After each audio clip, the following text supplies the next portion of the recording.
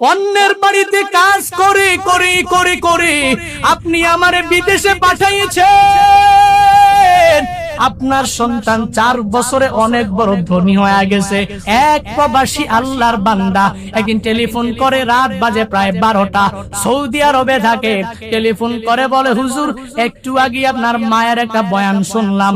মা বাবার বয়ান শোনার পরে এবার মনে করলাম আমার কিছু দুঃখের কথা আপনার কাছে শেয়ার করব।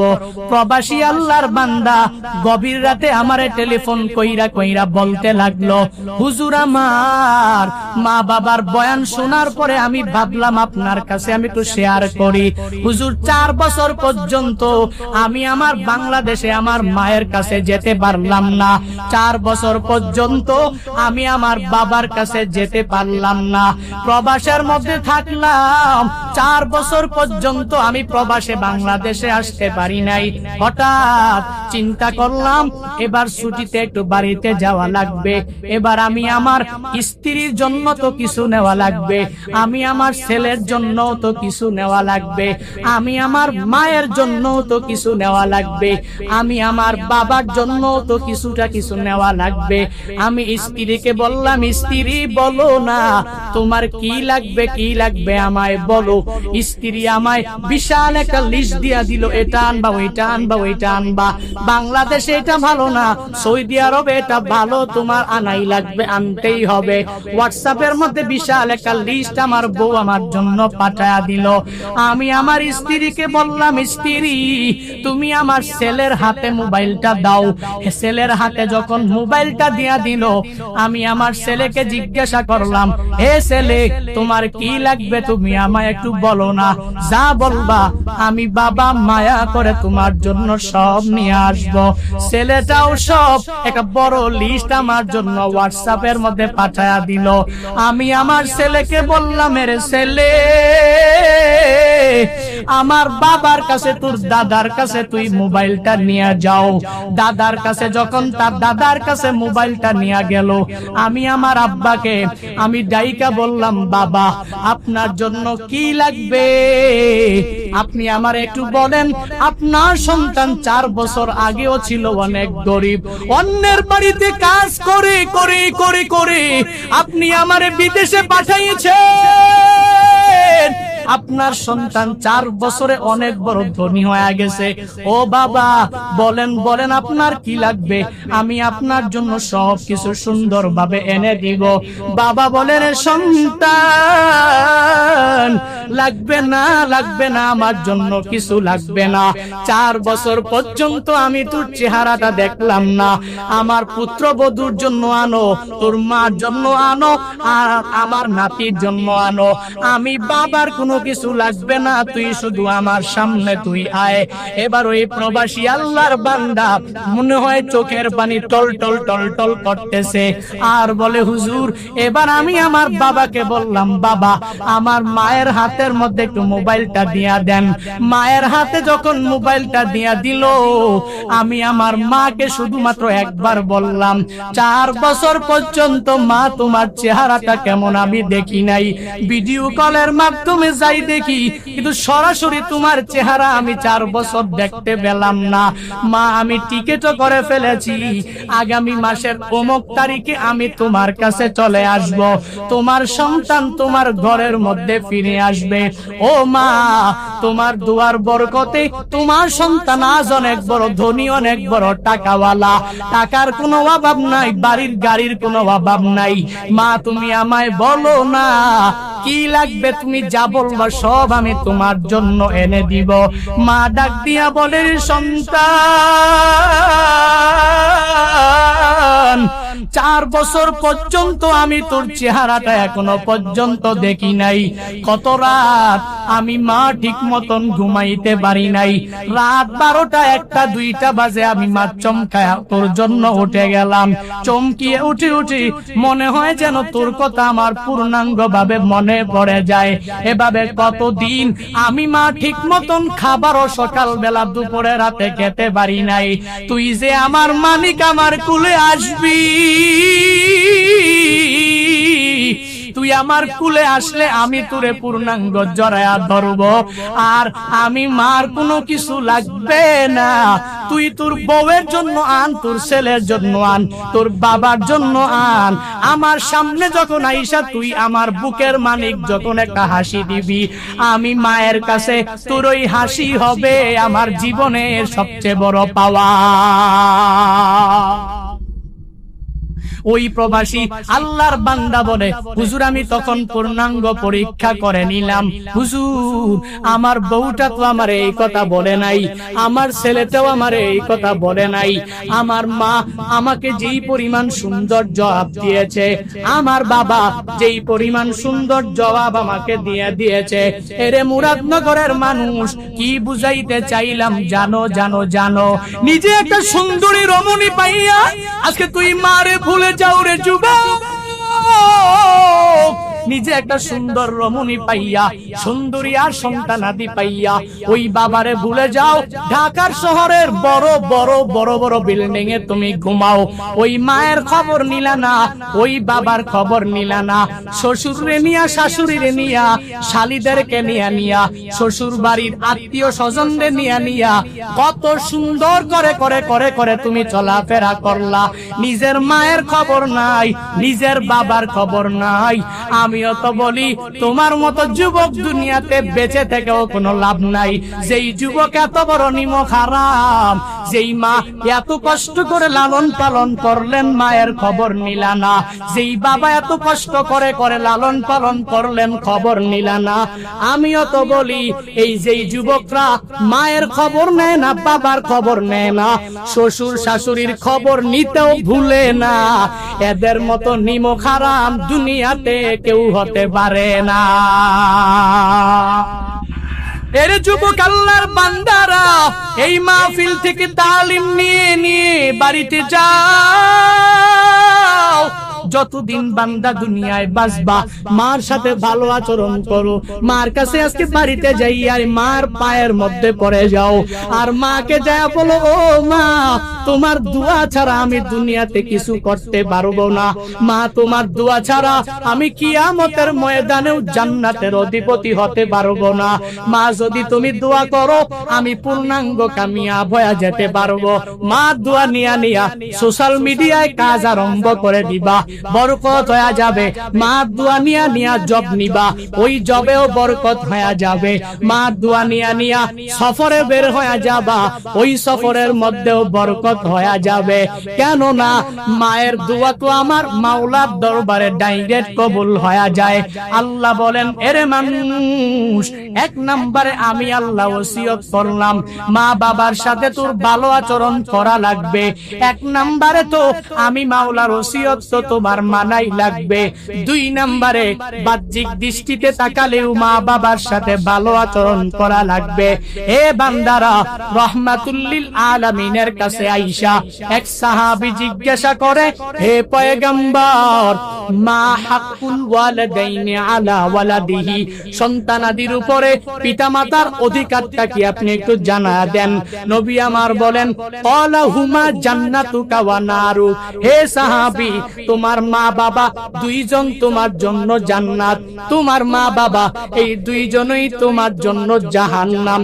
বুঝলাম না। মুহাদ্দিসিনে কেরামগণ ব্যাখ্যা করে জানা দেয়, দুনিয়াতে যেই সন্তানেরা পূর্ণাঙ্গভাবে মা বাবাকে সন্তুষ্ট রেখে রেখে কবরে যদি যাও, কবর অটোমেটিক্যালি জান্নাতের বাগান হয়ে যাবে। আর যদি মা বাবার অসন্তুষ্টি নিয়ে নামাজ রোজা নেক আমল করে করে যদি কবরে যাও, তাহলে ওই কবর জান্নাতের বাগান হবে না।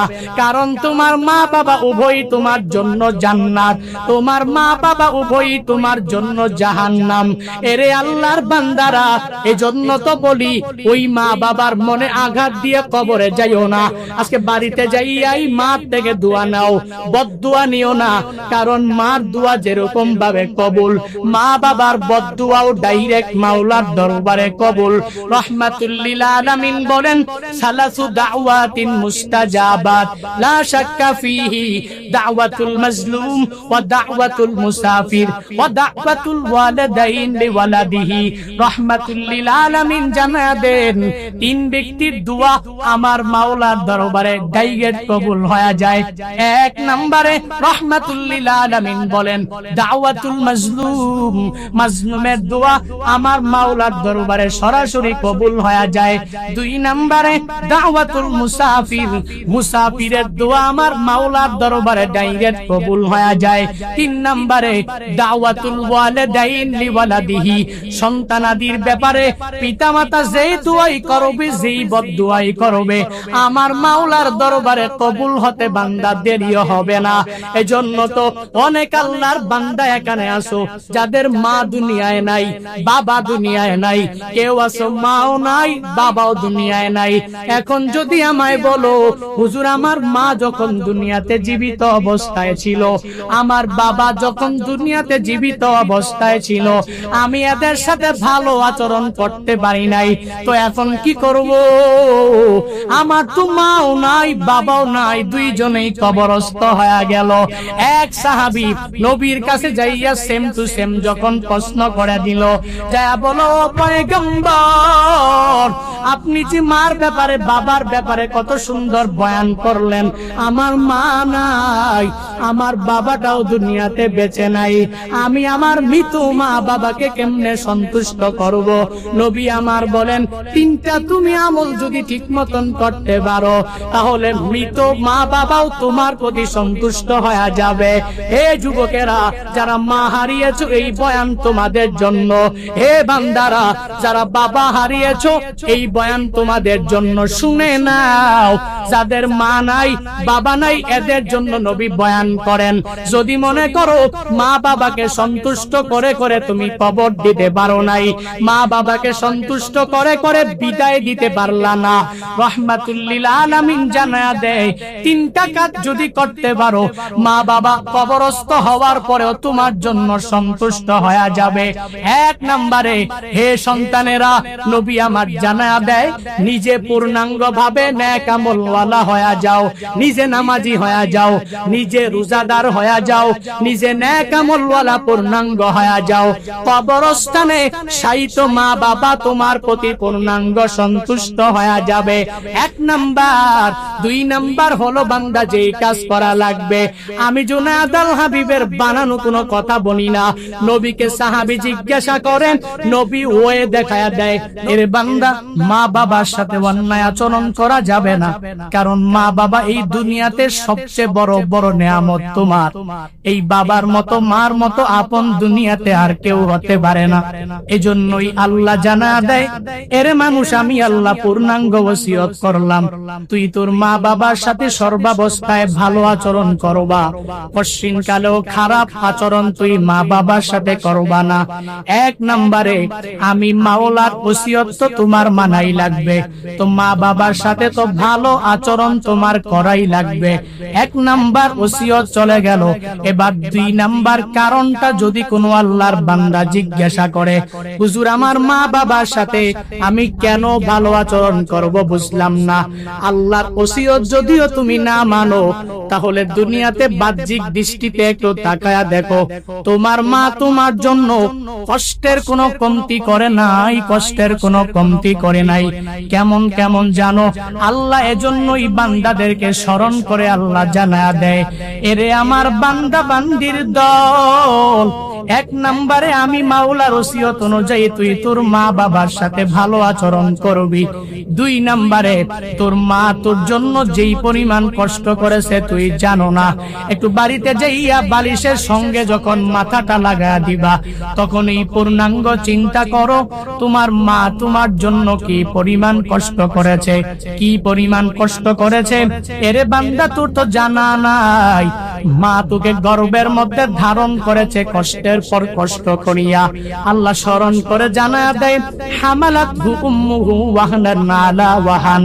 আল্লাহ বলেন এরে সন্তানাদির দল তোর মা তোরে কি পরিমাণ কষ্ট করে গর্ভের মধ্যে ধারণ করলো, এই একটা বোঝা নিয়া নিয়া মা কত কষ্ট করে করে এক ঘর থেকে আরেক ঘরে মা যেতে পারে নাই, এক জায়গা থেকে আরেক জায়গায় মা ঘোরার জন্য যেতে পারে নাই, এক জায়গা থেকে আরেকটা বাড়িতে মা বেড়াইবার জন্য যেতে পারে নাই।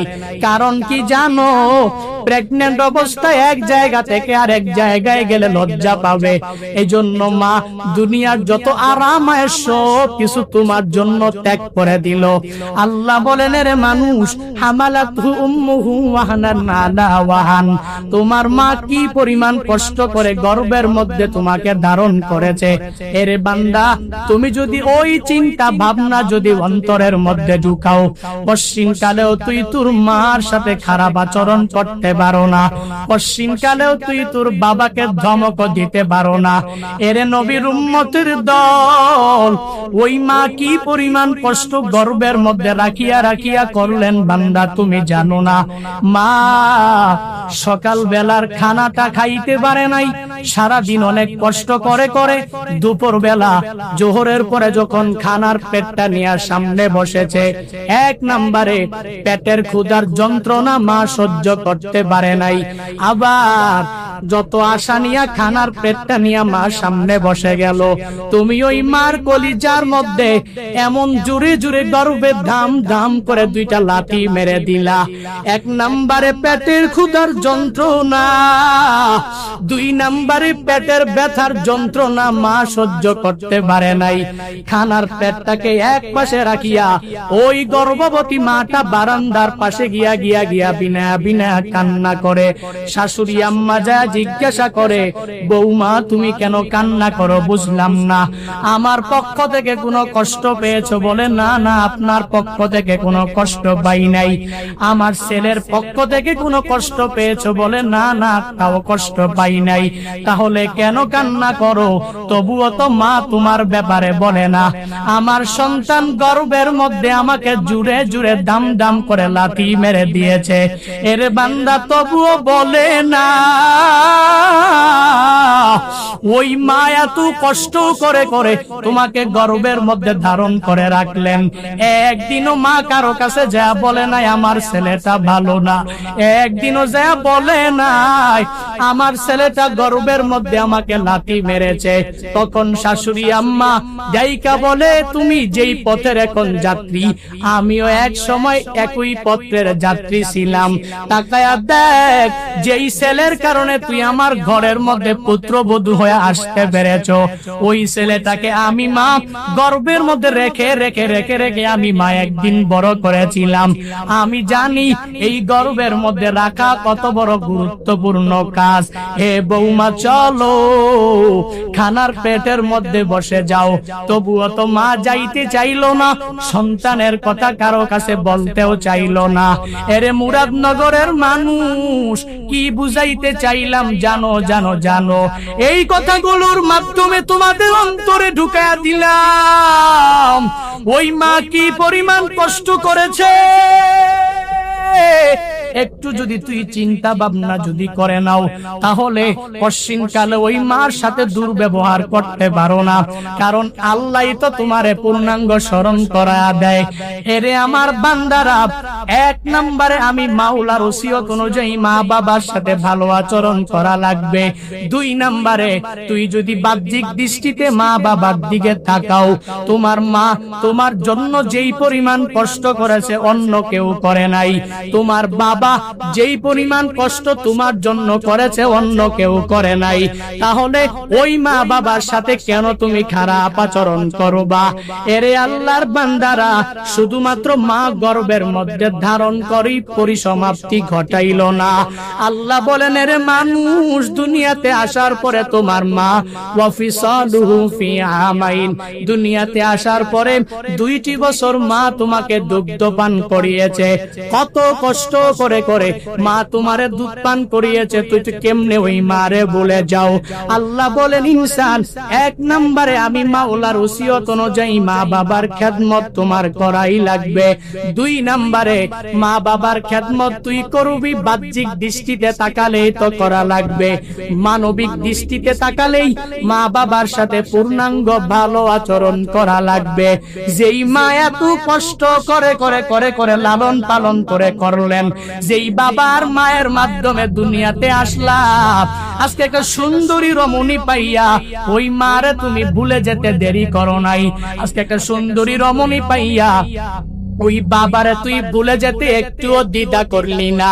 ঢাকার শহরে বাড়ি গাড়ির কোনো অভাব নাই, কিন্তু মা থাকে বাড়ি, বাবাও থাকে বাড়ি। একবারও বলে না মা তুমি আমার বাসায় থাকবা, একবারও বলে না বাবা তুমি আমার গুলশানের ফ্ল্যাটের মধ্যে থাকবা।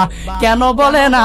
কারণ জানে মুরব্বী মানুষ গেলেই বারংবার নামাজের কথা বলবে, মুরব্বী মানুষ আমার বাসায় গেলে রোজা রাখার কথা বলবে, মুরব্বী মানুষ আমার বাসায় গেলে নেক আমলের কথা বলবে।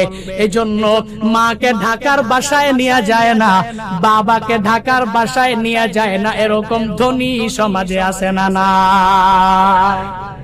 আল্লাহ বলেন ওয়াসাইনাল ইনসান, হে মানুষ আমি আল্লাহ ওসিয়ত করলাম তোমার মা বাবার সাথে সর্বাবস্থায় তুমি ভালো আচরণ করো। আল্লাহ বলেন আমি আল্লাহ ওসিয়ত করলাম মা বাবার সাথে সর্বাবস্থায় তোমার ভালো আচরণ করাই লাগবে। তো কেন করবা? এক নম্বরে আমি মাওলার পক্ষ থেকে ওসিয়ত তো তোমার মানাই লাগবে। কেন না? আমি মাওলা তোমার রব, এজন্যই তো মা বাবার সাথে তোমার ভালো আচরণ করা লাগবে। আমি আল্লাহ ওসিয়ত করেছি, তুই কেন মানবি না? আমি আল্লাহ কি তোকে আসমান দেই নাই, জমিন দেই নাই? আমি আল্লাহ কি এত সুন্দর করে তোরে বানাই নাই? তো আমি আল্লাহ সব কিছু তোর জন্য দিলাম, তোর জন্য আমি আল্লাহ বানাইলাম। এই সব কিছু দেওয়ার পরে যখন আমি আল্লাহ তোকে আদেশ করব, তোর এটা মানা লাগবে, তো মানাই লাগবে। আমি আল্লাহ যখন নিষেধ করব, এটা মানবি না তো মানতে পারবি না। কেননা আমি মাওলার পক্ষ থেকে যেই ওসিয়ত, এই সর্বাবস্থায় বান্দা আমি মাওলার পক্ষ থেকে ওসিয়তটা তো তোমার মানাই লাগবে। আল্লাহ বলেন আমি আল্লাহ ইনসানের কাছে পূর্ণাঙ্গ ওসিয়ত করলাম, ইনসান মা বাবার সাথে সর্বাবস্থায় ভালো আচরণ করবে। কশ্চিনকালেও ইনসান মা বাবার সাথে অন্যায় আচরণ করবে না, মা বাবার সাথে কশ্চিনকালেও কোনো খারাপ আচরণ করবে না। মা বাবা যদি দুর্বল হয় অথবা গরিব হয়, ওই মা বাবাকে যদি যুবকরা যায় বলে ও আব্বা জান আম্মা জান আমাকে একটা দামি বাইক কিনে দিবেন, দামি আইফোন মোবাইল কিনা দিবেন, তো মা বাবা যদি বলে আমরা গরিব, টাকা নাই, কোন রকম চলতে পারি, তুই কোন রকম চল, আমরা তোকে দিব, তবে পরে দিব, এখন পারবো না। তখন আল্লাহর ওসিয়ত অনুযায়ী মা বাবা যেটা বলবে ওটাতেই আলহামদুলিল্লাহ বলে মেনে নেওয়া লাগবে। এর বান্দা কশ্চিনকালেও মার সাথে বাবার সাথে কশ্চিনকালেও খারাপ আচরণ করা যাবে না, কারণ আমার রবের পক্ষ থেকে পূর্ণাঙ্গ ওসিয়তটা তো তোমার মানাই লাগবে। কেমনে মানবারে গোলাম? মা বাবার সাথে কি পরিমাণ ভালো আচরণ তোমার করা লাগবে জানো জানো জানো? ফেসবুকের মধ্যে কয়েকদিন যাবত দেখি একটা পোস্ট আমার সামনে বারংবার পড়ে। এক আল্লাহর বান্দি কলেজ পড়ুয়া ছাত্রী তার বাবার কাছে চাইলো, বাবা একটা ল্যাপটপ তুমি আমারে কিনা দাও। বাবার কাছে যখন বলল ল্যাপটপ কিনা দাও, বাবা বলল আমি এখন ল্যাপটপ কিনে দিতে পারবো না, কারণ আমার হাতে টাকা নাই। এই কথা বলতে দেরি হয়, ওই কলেজ পড়ুয়া ছাত্রীটা বাবাকে ছুরি একটা সাথে নিয়া 13টা স্টেপ কোপ বাবার গায়ের মধ্যে দেয়া দিল। এবার ওই বাবা হসপিটালের বেডের মধ্যে শোয়া অবস্থায় তাকায়া দেখে সব মানুষেরা সবাই আলোচনা করে, আপনার যেই মেয়ে আপনাকে 13টা স্টেপ একটা ছুরি দিয়ে আপনারে কোপ দিয়েছে, কুপিয়েছে, ওই মেয়েটাকে উপজেলার মধ্যে নিয়ে যাওয়া হয়েছে, থানার মধ্যে নিয়ে যাওয়া হয়েছে। বলে কেন নিয়ে যাওয়া হয়েছে? বলে তার বিচার করা হবে, তাকে একটা অন্ধকার ঘরের মধ্যে আবদ্ধ করে রাখা হয়েছে। ওই বাবা বলে না না, আমার এই মেয়েকে থানার মধ্যে নিয়ে যেও না, কারণ আমার সাথে থেকে থেকে বড় হয়েছে, কোনো অন্ধকার রুমের মধ্যে সে থাকতে পারবে না। বাবারে মেয়ে কুপাইলো, বাবা বলে সন্তানের কশিন কালেও থানায় নিয়ে যাওয়া যাবে না। আর আশেপাশের লোক যারা তার সামনে ছিল সবাইকে ডেকে ডেকে সুন্দরভাবে জানায়া দেয়, আমার ওই মেয়েটারে জানায়া দাও, আমার মেয়েকে পূর্ণাঙ্গ ভাবে তোমরা সবাই বলে দাও, আমার মেয়ে আমার কাছে যে ল্যাপটপটা চাইলো ওই ল্যাপটপ যদিও আমি বাবা দিতে পারলাম না, এজন্য এটাই আমার দুর্বলতা, আমার গরিবী হালাতের কারণে আমি আমার মেয়েকে ল্যাপটপ দিতে পারলাম না। তাকে যা বলে দিও আমি বাবা যদি দুনিয়াতে বেঁচে থাকি, আগামী মাসের বেতন পাইলে, স্যালারি পাইলেই তারে আমি ল্যাপটপ কিনা দিব। আর যদি বাবা আমি দুনিয়া ছেড়ে কবরে চলে যাই, আমার মেয়েরে বলে দিও আলমারির মধ্যে 40,000 টাকা জুগিয়েছিলাম, ওই টাকাটা নিয়া যেন আমার সন্তান ল্যাপটপ কিনে না। কি বুঝাইতে চাইলাম জানুরে মানুষ? এর বান্দা, মা বাবার সাথে অন্যায় আচরণ করা যাবে না, কারণ মা বাবা এই দুনিয়াতে সবচেয়ে বড় বড় নেয়ামত তোমার। এই বাবার মতো মার মতো আপন দুনিয়াতে আর কেউ হতে পারে না। এজন্যই আল্লাহ জানা দেয়, এরে মানুষ আমি আল্লাহ পূর্ণাঙ্গ ওসিয়ত করলাম, তুই তোর মা বাবার সাথে সর্বাবস্থায় ভালো আচরণ করবা, কশিন কালেও খারাপ আচরণ তুই মা বাবার সাথে করবা না। 1 নম্বরে আমি মাওলার ওসিয়ত তো তোমার মানাই লাগবে, তো মা বাবার সাথে তো ভালো আচরণ তোমার করাই লাগবে। 1 নাম্বার ওসিয়ত চলে গেল। এবার 2 নাম্বার কারণটা যদি কোনো আল্লাহর বান্দা জিজ্ঞাসা করে, হুজুর আমার মা বাবার সাথে আমি কেন ভালো আচরণ করব বুঝলাম না। আল্লাহর ওসিয়ত যদিও তুমি না মানো, তাহলে দুনিয়াতে বাহ্যিক দৃষ্টিতে একটু তাকায়া দেখো, তোমার মা তোমার জন্য কষ্টের কোনো কমতি করে নাই, কষ্টের কোনো কমতি করে নাই। কেমন কেমন জানো, আল্লাহ এজন্যই বান্দাদেরকে স্মরণ করে আল্লাহ জানায়া দেয়, এরে আমার বান্দা বান্দির দল, 1 নম্বরে আমি মাওলার ওসিয়ত অনুযায়ী তুই তোর মা বাবার সাথে ভালো আচরণ করবি। 2 নম্বরে তোর মা তোর জন্য যেই পরিমাণ কষ্ট করেছে তুই জানো না। একটু বাড়িতে যাইয়া বালিশের সঙ্গে যখন মাথাটা লাগা দিবা, তখন এই পূর্ণাঙ্গ চিন্তা করো তোমার মা তোমার জন্য কি পরিমাণ কষ্ট করেছে, কি পরিমাণ কষ্ট করেছে। এরে বান্দা তোর তো জানা নাই, মা তোকে গর্ভের মধ্যে ধারণ করেছে কষ্টের পর কষ্ট করিয়া। আল্লাহ স্মরণ করে জানা দেয়, হামালাতহু উম্মুহু ওয়াহনান আলা ওয়াহান। আল্লাহ বলেন, এর সন্তানাদির দল, তোর মা তোরে কি পরিমাণ কষ্ট করে গর্ভের মধ্যে ধারণ করলো। এই একটা বোঝা নিয়া নিয়া মা কত কষ্ট করে করে এক ঘর থেকে আরেক ঘরে মা যেতে পারে নাই, এক জায়গা থেকে আরেক জায়গায় মা ঘোরার জন্য যেতে পারে নাই, এক জায়গা থেকে আরেকটা বাড়িতে মা বেড়াইবার জন্য যেতে পারে নাই। কারণ কি জানো, প্রেগনেন্ট অবস্থায় এক জায়গা থেকে আরেক জায়গায় গেলে লজ্জা পাবে। এই জন্য মা দুনিয়ার যত আরাম আয়েশ সব কিছু তোমার জন্য ত্যাগ করে দিল। আল্লাহ বলেন, রে মানুষ, হামালাতহু উম্মুহু ওয়াহানান আলা ওয়াহান, তোমার মা কি পরিমাণ কষ্ট করে গর্ভের মধ্যে তোমাকে ধারণ করেছে। এরে বান্দা, তুমি যদি ওই চিন্তা ভাবনা যদি অন্তরের মধ্যে ঢুকাও, পশ্চিম কালেও তুই তোর মার সাথে খারাপ আচরণ করতে পারো না, পশ্চিম কালেও তুই তোর বাবাকে ধমক দিতে পারো না। এরে নবীর উম্মতের দল, ওই মা কি পরিমাণ কষ্ট গর্ভের মধ্যে রাখিয়া রাখিয়া করলেন বান্দা তুমি জানো না। মা সকাল বেলার খানাটা খাইতে পারে নাই, সারা দিন অনেক কষ্ট করে করে দুপুর বেলা জোহরের পরে যখন খানার পেটটা নিয়ে সামনে বসেছে, 1 নম্বরে পেটের ক্ষুধার যন্ত্রণা মা সহ্য করতে পারে নাই।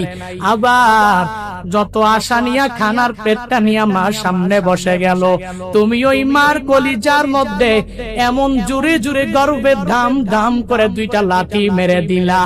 1 নম্বরে পেটের ক্ষুধার যন্ত্রণা, দুই নাম্বারে পেটের ব্যথার যন্ত্রণা মা সহ্য করতে পারে নাই, খানার পেটটাকে এক পাশে রাখিয়া ওই গর্ভবতী মাটা বারান্দার পাশে গিয়া গিয়া গিয়া বিনা বিনা কান্না করে। শাশুড়ি আম্মা যা জিজ্ঞাসা করে, বৌমা তুমি কেন কান্না করো? বুঝলাম না, আমার পক্ষ থেকে কোনো কষ্ট পেয়েছো? বলে না না, আপনার পক্ষ থেকে কোনো কষ্ট পাই নাই। আমার ছেলের পক্ষ থেকে কোনো কষ্ট পেয়েছো? বলে না না, তাও কষ্ট পাই নাই। তাহলে কেন কান্না করো? তবুও তো মা তোমার ব্যাপারে বলে না। আমার সন্তান গর্ভের মধ্যে আমাকে জুড়ে জুড়ে দাম দাম করে লাথি মেরে দিয়েছে, এর বান্দা তবুও বলে না। ওই মা এত কষ্ট করে করে তোমাকে গর্ভের মধ্যে ধারণ করে রাখলেন, একদিনও মা কারো কাছে যা বলে নাই আমার ছেলেটা ভালো না, একদিনও যা বলে নাই আমার ছেলেটা গর্ভের মধ্যে আমাকে লাথি মেরেছে। তখন শাশুড়ি আম্মা যাইকা বলে, তুমি যেই পথের এখন যাত্রী, আমিও এক সময় একই পথের যাত্রী ছিলাম। তাকায়া দেখ, যেই ছেলের কারণে তুই আমার ঘরের মধ্যে পুত্রবধূ হয়ে আসতে পেরেছো, ওই ছেলেটাকে আমি মা গর্ভের মধ্যে রেখে রেখে রেখে রেখে আমি মা একদিন বড় করেছিলাম। আমি জানি এই গর্ভের মধ্যে রাখা কত বড় গুরুত্বপূর্ণ কাজ। এ বৌমা চলো খানার পেটের মধ্যে বসে যাও। তবুও তো মা যাইতে চাইলো না, সন্তানের কথা কারো কাছে বলতেও চাইলো না। এরে মুরাদনগরের মানুষ, কি বুঝাইতে চাইলাম জানো জানো জানো? এই কথাগুলোর মাধ্যমে তোমাদের অন্তরে ঢুকায়া দিলাম ওই মা কি পরিমাণ কষ্ট করেছে। একটু যদি তুই চিন্তা ভাবনা যদি করে নাও, তাহলে কশিনকালে ওই মার সাথে দুর্ব্যবহার করতে পারো না, কারণ আল্লাহ তো তোমারে পূর্ণাঙ্গ স্মরণ করা দেয়। এরে আমার বান্দারা, এক নম্বরে আমি মাওলার ওসিয়ত অনুযায়ী মা বাবার সাথে ভালো আচরণ করা লাগবে। দুই নম্বরে তুই যদি বাহ্যিক দৃষ্টিতে মা বাবার দিকে তাকাও, তোমার মা তোমার জন্য যেই পরিমাণ কষ্ট করেছে অন্য কেউ করে নাই।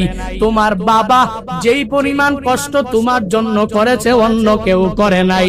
তাহলে ওই মা বাবার সাথে কেন তুমি খারাপ আচরণ করবা? এরে আল্লাহর বান্দারা, শুধুমাত্র মা গর্ভের মধ্যে ধারণ করেই পরিসমাপ্তি ঘটাইল না। আল্লাহ বলেন, এরে মানুষ, দুনিয়াতে আসার পরে তোমার মা ওয়াফিসালুহু ফি আমাইন, দুনিয়াতে আসার পরে 2টি বছর মা তোমাকে দুগ্ধ পান করিয়েছে। কত কষ্ট করে করে মা তোমারে দুধ পান করিয়েছে, তুই কেমনে ওই মারে ভুলে যাও? আল্লাহ বলেন, ইনসান, এক নম্বরে আমি মাওলার ওসিয়ত অনুযায়ী মা বাবার খেদমত তোমার করাই লাগবে। দুই নম্বরে মা বাবার খেদমত তুই করবি বাহ্যিক দৃষ্টিতে তাকালেই তো করা লাগবে, মানবিক দৃষ্টিতে তাকালেই মা বাবার সাথে পূর্ণাঙ্গ ভালো আচরণ করা লাগবে। যেই মা এত কষ্ট করে করে করে করে লালন পালন করে করলেন, যেই বাবার মায়ের মাধ্যমে দুনিয়াতে আসলাম, আজকে একটা সুন্দরী রমণী পাইয়া ওই মারে তুমি ভুলে যেতে দেরি করো নাই। আজকে একটা সুন্দরী রমণী পাইয়া ওই বাবারে তুই ভুলে যেতে একটুও দ্বিধা করলি না। ঢাকার শহরে বাড়ি গাড়ির কোনো অভাব নাই, কিন্তু মা থাকে বাড়ি, বাবাও থাকে বাড়ি। একবারও বলে না মা তুমি আমার বাসায় থাকবা, একবারও বলে না বাবা তুমি আমার গুলশানের ফ্ল্যাটের মধ্যে থাকবা। কেন বলে না? কারণ জানে মুরব্বী মানুষ গেলেই বারংবার নামাজের কথা বলবে, মুরব্বী মানুষ আমার বাসায় গেলে রোজা রাখার কথা বলবে, মুরব্বী মানুষ আমার বাসায় গেলে নেক আমলের কথা বলবে। এজন্য মাকে ঢাকার বাসায় নিয়ে যায় না, বাবাকে ঢাকার বাসায় নিয়ে যায় না, এরকম ধনী সমাজে আছে না? না, এই মানুষগুলো তো ভালো না রে মানুষ। এই বান্দারা মা বাবার সাথে খারাপ আচরণ করতেও দ্বিধা করে না। কশিন কালেও এরা মা বাবার দোয়া নিয়া কশিন কালেও কবরে যেতে পারবে না। অথচ আল্লাহ তাআলা কি সুন্দর ভাবে ওসিয়ত করে জানায়া দেয়, এরে মানুষ, মা বাবার সাথে সর্বাবস্থায় ভালো আচরণ করা লাগবে, মা বাবার সাথে অন্যায় আচরণ করা যাবে না। এক নম্বরে আমি মাওলার ওসিয়ত অনুযায়ী তোর মানা লাগবে। দুই নম্বরে বাহ্যিক দৃষ্টিতে মাঝে মাঝে একটু পরীক্ষা কইরো। মার মতো আপন দুনিয়াতে কোথাও খুঁজে পাইবা না, বাবার মতো আপন তুই দুনিয়াতে কোথাও খুঁজে পাইবা না। এক প্রবাসী আল্লাহর বান্দা একদিন টেলিফোন করে, রাত বাজে প্রায় 12টা, সৌদি আরবে থাকে। টেলিফোন করে বলে, হুজুর একটু আগে আপনার মায়ের একটা বয়ান শুনলাম। মা বাবার বয়ান শোনার পরে এবার মনে করলাম আমার কিছু দুঃখের কথা আপনার কাছে শেয়ার করব। প্রবাসী আল্লাহর বান্দা গভীর রাতে আমারে টেলিফোন কইরা কইরা বলতে লাগলো, হুজুর আমার মা বাবার বয়ান শোনার পরে আমি ভাবলাম আপনার কাছে আমি একটু শেয়ার করি। হুজুর 4 বছর পর্যন্ত আমি আমার বাংলাদেশে আমার মায়ের কাছে যেতে পারলাম না। 4 বছর পর্যন্ত আমি আমার বাবার কাছে যেতে পারলাম না। প্রবাসের মধ্যে থাকলাম, 4 বছর পর্যন্ত আমি প্রবাসে বাংলাদেশে আসতে পারি নাই। হঠাৎ চিন্তা করলাম এবার ছুটিতে একটু বাড়িতে যাওয়া লাগবে। এবার আমি আমার স্ত্রীর জন্য তো কিছু নেওয়া লাগবে, আমি আমার ছেলের জন্য তো কিছু নেওয়া লাগবে, আমি আমার মায়ের জন্য তো কিছু নেওয়া লাগবে, আমি আমার বাবার জন্য তো কিছু নেওয়া লাগবে। আমি স্ত্রীকে বললাম, স্ত্রী বলো না তোমার কি লাগবে আমায় বলো। স্ত্রী আমায় বিশাল একটা লিস্ট দিয়া দিল, এটা আনবা ওইটা আনবা ওইটা আনবা, বাংলাদেশে এটা ভালো না, সৌদি আরবে এটা ভালো, তোমার আনাই লাগবে, আনতেই হবে। হোয়াটসঅ্যাপের মধ্যে বিশাল একটা লিস্ট আমার বউ আমার জন্য পাঠায়া দিল। আমি আমার স্ত্রীকে বললাম, স্ত্রী তুমি আমার ছেলের হাতে মোবাইলটা দাও। ছেলের হাতে যখন মোবাইলটা দিয়া দিল, আমি আমার ছেলেকে জিজ্ঞাসা করলাম, হে ছেলে তোমার কি লাগবে তুমি আমায় একটু বলো না, যা বলবা আমি বাবা মায়া করে তোমার জন্য সব নিয়ে আসবো। ছেলেটাও সব একটা বড় লিস্ট আমার জন্য হোয়াটসঅ্যাপের মধ্যে পাঠায়া দিল। আমি আমার ছেলেকে বললাম, এরে ছেলে আমার বাবার কাছে তোর দাদার কাছে তুই মোবাইলটা নিয়ে যাও। দাদার কাছে যখন তার দাদার কাছে মোবাইলটা নিয়ে গেল, আমি আমার আব্বাকে আমি ডাইকা বললাম, বাবা আপনার জন্য কি লাগবে আপনি আমার একটু বলেন। আপনার সন্তান 4 বছর আগেও ছিল অনেক গরিব, অন্যের বাড়িতে কাজ করে করে করে করে আপনি আমারে বিদেশে পাঠাইয়েছেন। আপনার সন্তান 4 বছরে অনেক বড় ধনী হয়ে গেছে। ও বাবা বলেন বলেন আপনার কি লাগবে, আমি আপনার জন্য সবকিছু সুন্দরভাবে এনে দিব। বাবা বলেন, সন্তান লাগবে না আমার জন্য কিছু লাগবে না। 4 বছর পর্যন্ত আমি তোর চেহারাটা দেখলাম না, আমার পুত্রবধূর জন্য আনো, তোর মার জন্য আনো, আর আমার নাতির জন্য আনো। আমি বাবার কোনো কিছু লাগবে না, তুই শুধু আমার সামনে তুই আয়। এবার ওই প্রবাসী আল্লাহর বান্দা মনে হয় চোখের পানি টল টল টল টল পড়তেছে, আর বলে, হুজুর এবার আমি আমার বাবাকে বললাম, বাবা আমার মায়ের হাতের মধ্যে একটু মোবাইলটা দিয়া দেন। মায়ের হাতে যখন মোবাইলটা দিয়া দিল, আমি আমার মাকে শুধুমাত্র একবার বললাম, 4 বছর পর্যন্ত মা তোমার চেহারাটা কেমন আমি দেখি নাই, ভিডিও কলের মাধ্যমে যাই দেখি, কিন্তু সরাসরি তোমার চেহারা আমি 4 বছর দেখতে পেলাম না। মা আমি টিকেটও করে ফেলেছি, আগামী মাসের অমুক তারিখে আমি তোমার কাছে চলে আসব, তোমার সন্তান তোমার ঘরের মধ্যে ফিরে আসবে। ও মা তোমার দুয়ার বরকতে তোমার সন্তান আজ অনেক বড় ধনী, অনেক বড় টাকাওয়ালা, টাকার কোনো অভাব নাই, বাড়ির গাড়ির কোনো অভাব নাই। মা তুমি আমায় বলো না কি লাগবে, তুমি যা বলবা সব আমি তোমার জন্য এনে দিব। মা ডাক দিয়া বলে, সন্তান 4 বছর পর্যন্ত আমি তোর চেহারাটা এখনো পর্যন্ত দেখি নাই। কত রাত আমি মা ঠিক মতন ঘুমাইতে পারি নাই, রাত 12টা 1টা 2টা বাজে আমি মা চমকায় তোর জন্য উঠে গেলাম। চমকিয়ে উঠি মনে হয় যেন তোর কথা আমার পূর্ণাঙ্গ ভাবে মনে পড়ে যায়। এভাবে কতদিন আমি মা ঠিক মতন খাবারও সকাল বেলা দুপুরে রাতে খেতে পারি নাই। তুই যে আমার মানিক, আমার কুলে আসবি, তুই তুই আমার কুলে আসলে আমি তোরে পূর্ণাঙ্গ জড়ায়া ধরব, আর আমি মার কোনো কিছু লাগবে না। তুই তোর বউয়ের জন্য আন, তোর ছেলের জন্য আন, তোর বাবার জন্য আন। আমার সামনে যখন আইসা তুই আমার বুকের মানিক যখন একটা হাসি দিবি, আমি মায়ের কাছে তোর ওই হাসি হবে আমার জীবনের সবচেয়ে বড় পাওয়া। ওই প্রবাসী আল্লাহর বান্দা বলে, হুজুর আমি তখন পূর্ণাঙ্গ পরীক্ষা করে নিলাম, হুজুর আমার বউটা তো আমার এই কথা বলে নাই, আমার ছেলেটাও আমার এই কথা বলে নাই, আমার মা আমাকে যেই পরিমাণ সুন্দর জবাব দিয়েছে, আমার বাবা যেই পরিমাণ সুন্দর জবাব আমাকে দিয়েছে, এরে মুরাদনগরের মানুষ কি বুঝাইতে চাইলাম জানো জানো জানো? নিজে একটা সুন্দরী রমণী পাইয়া আজকে তুই মারে ভুলে যাও রে যুবক। নিজে একটা সুন্দর রমণী পাইয়া, সুন্দরী আর সন্তানাদি পাইয়া ওই বাবারে ভুলে যাও। ঢাকার শহরের বড় বড় বড় বড় বিল্ডিং এ তুমি ঘুমাও, ওই মায়ের খবর নিলা না, ওই বাবার খবর নিলা না। শ্বশুরে নিয়া, শাশুড়িরে নিয়া, শালিদেরকে নিয়া শ্বশুর বাড়ির আত্মীয় স্বজনদের নিয়া কত সুন্দর করে করে করে করে তুমি চলাফেরা করলা। নিজের মায়ের খবর নাই, নিজের বাবার খবর নাই। আমিও তো বলি তোমার মতো যুবক দুনিয়াতে বেঁচে থেকেও কোনো লাভ নাই।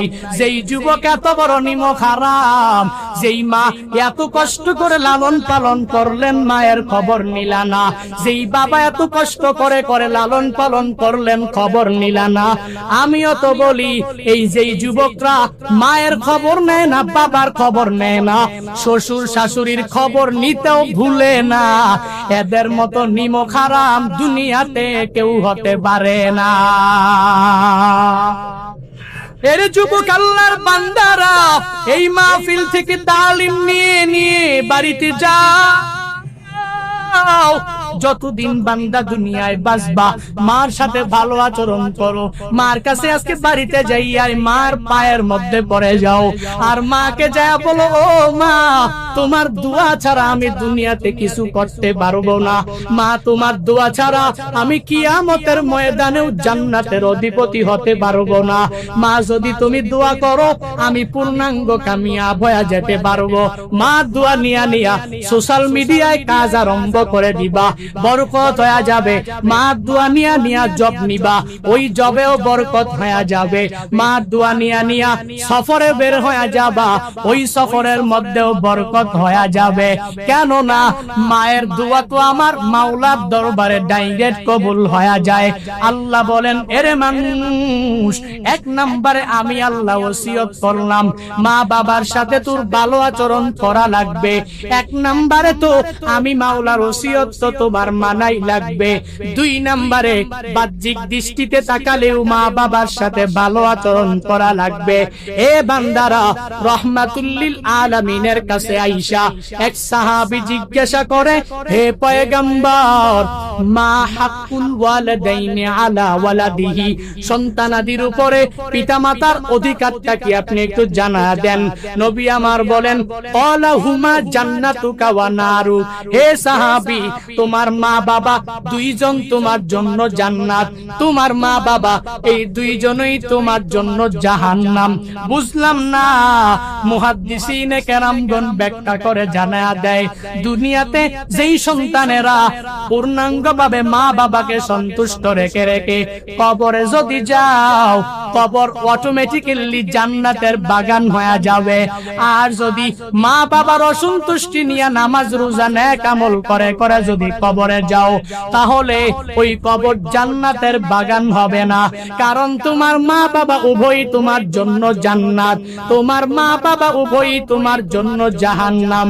এরে আল্লাহর বান্দারা, এজন্য তো বলি ওই মা বাবার মনে আঘাত দিয়ে কবরে যাইও না। আজকে বাড়িতে যাইয়াই মার থেকে দোয়া নাও, বদদুয়া নিও না। কারণ মার দোয়া যেরকম ভাবে কবুল, মা বাবার বদদুয়াও ডাইরেক্ট মাওলার দরবারে কবুল। রহমাতুল্লিল আলামিন বলেন, সালাসু দাওয়াতিন মুস্তাজাবাত লা শাক্কা ফিহি দাওয়াতুল মাজলুম ওয়া দাওয়াতুল মুসাফির ওয়া দাওয়াতুল ওয়ালিদাইন লিওয়ালাদিহি রাহমাতুল লিল আলামিন জানা দেন তিন ব্যক্তির দোয়া আমার মাওলার দরবারে ডাইরেক্ট কবুল হয়ে যায়। এক নম্বরে রাহমাতুল লিল আলামিন বলেন দাওয়াতুল মাজলুম, মাজলুমের দোয়া আমার মাওলার দরবারে সরাসরি কবুল হয়ে যায়। দুই নম্বরে দাওয়াতুল মুসাফির, মুসাফিরের দোয়া আমার মাওলার দরবারে ডাইরেক্ট কবুল হয়ে যায়।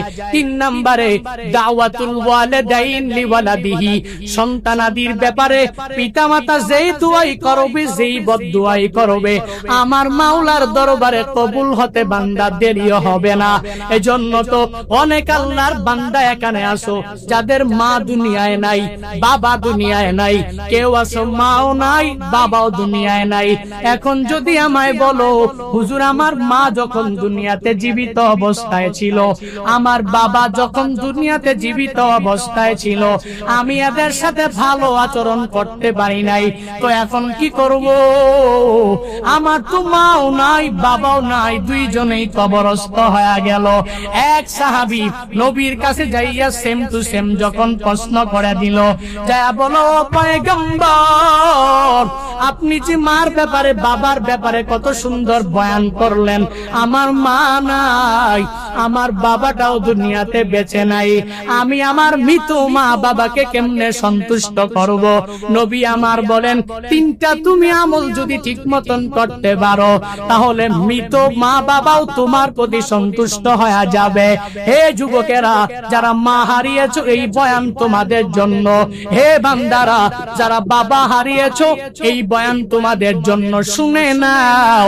যাদের মা নাই বাবা নাই এদের জন্য নবী বয়ান করেন, যদি মনে করো মা বাবাকে সন্তুষ্ট করে করে তুমি কবর দিতে পারো নাই, মা বাবাকে সন্তুষ্ট করে করে বিদায় দিতে পারলা না, রাহমাতুল লিল আলামিন জানা দেয় তিনটা কাজ যদি করতে পারো মা বাবা কবরস্থ হওয়ার পরেও তোমার জন্য সন্তুষ্ট হয়ে যাবে। এক নম্বরে হে সন্তানেরা নবী আমার জানা দেয় নিজে পূর্ণাঙ্গ ভাবে নেক আমলওয়ালা হয়ে যাও, নিজে নামাজি হয়ে যাও, নিজে রোজাদার হয়ে যাও, নিজে নেক আমলওয়ালা পূর্ণাঙ্গ হয়ে যাও। কবরস্থানে শায়িত মা বাবা তোমার প্রতি পূর্ণাঙ্গ সন্তুষ্ট হয়ে যাবে। এক নাম্বার। দুই নাম্বার হলো বান্দা যেই কাজ করা লাগবে, আমি জুনায়েদ আল হাবিবের বানানো কোনো কথা বলি না। নবীকে সাহাবী জিজ্ঞাসা করেন, নবী ওয়ে দেখায়া দেয়, নবী পথ দেখায়া দেয়। দুই নম্বরে নবী বলেন এ সাহাবী তোমার তো মাও নাই বাবাও নাই, তাহলে দুই নম্বরে যে কাজটা তোমার করা লাগবে, তুমি পূর্ণাঙ্গ ভাবে মা বাবা দুনিয়াতে বেঁচে আছেন এদের হক ঠিক মতন তুমি আদায় করে দাও। রাহমাতুল লিল আলামিন বলেন তিনটা, মা মৃত বাবা মৃত, কি করবা? তাহলে এখন তোমার তিনটা আমল করা লাগবে। কয়টা? তিনটা। এক নম্বরে সন্তান তুমি নেক আমল ওয়ালা হয়ে যাও, মা বাবা অটোমেটিক্যালি সন্তুষ্ট হয়ে যাও। দুই নাম্বার মা বাবার আত্মীয় স্বজন যারা আছে এদের হক ঠিক মতন আদায় করো, এদের সাথে ভালো আচরণ করো, মৃত মা বাবা তোমার প্রতি সন্তুষ্ট হয়ে যাবে। তিন নম্বরে মা বাবাকে কেমনে খুশি রাখবা, সন্তুষ্ট কেমনে করবা? মা বাবার জন্য মস্তি, মাদ্রাসা, ভালো জায়গা, ওখানে দান সৎকার করার চেষ্টা করবা। যখনই সময় পাইবা মার নামে দান করবা, যখনই সময় পাবে বাবার নামে দান করবা। হ্যাঁ হুজুর আমি মা বাবার হক ঠিক মতন আদায় করতে পারিনি, এখন কি করব? রাহমাতুল লিল আলামিন শিক্ষা দিয়েছেন। কি শিক্ষা? বলে যাদের মা নাই, যাদের বাবা নাই, এরা প্রত্যেক সপ্তাহে বৃহস্পতিবার দিবাগত রাত মাগরিবের পর থেকে নিয়ে এশা পর্যন্ত এই সময় মাগরিবের নামাজটা আদায় করার পরে তার সব আমলগুলো করা শেষে সে 2 রাকাত নামাজ আদায় করবে। তাদের মা নাই বাবা নাই, কি আমল?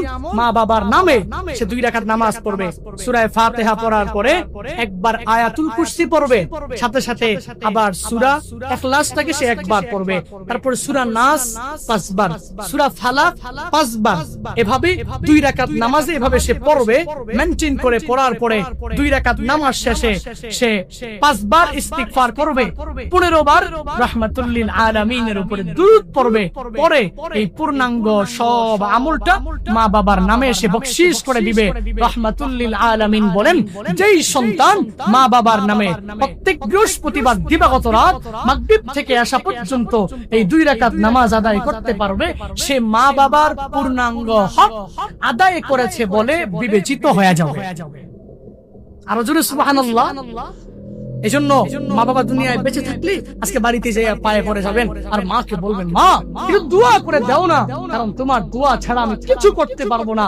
মনে রাখবেন, জুনায়েদ আল হাবিবকে দেখেন, দেখতে মানুষ ছোট, আমার মতোই বয়সী, আমার ছোট ভাইয়ের মতো বয়সী, আমার সন্তানের মতো বয়সী, কেমনে বয়ান করে, কেমনে এত দূর দূর যায়, এত লোকের সামনে ভয় করে না, কেমনে কথা বলে, তো দূর দূর দাওয়াত দিয়ে মানুষ নিয়ে যায়, টাকাও দেয়, সম্মানও দেয়, মর্যাদা দেয়। ওই এলেম নাই, হেলেম নাই, কোনো কিছুই নাই, কেমনে কথা বলে? আমি বলি, পাওয়ার জুনায়েদ আল হাবিবের না, ওই পাওয়ার জুনায়েদ আল হাবিবের বাসার মধ্যে মা বাবার দুয়ার পাওয়ার। মা বাবার দুয়ার পাওয়া, খোদার কসম করে প্রত্যেকটা মাহফিলে গেলে আমি বলি, মা বাবার দোয়া নচেত জুনায়েদ আল হাবিব এই ময়দানে বসে বয়ানও করতে পারে না, সামনের মানুষগুলো বৈশা বৈশা বয়ানও শুনে না।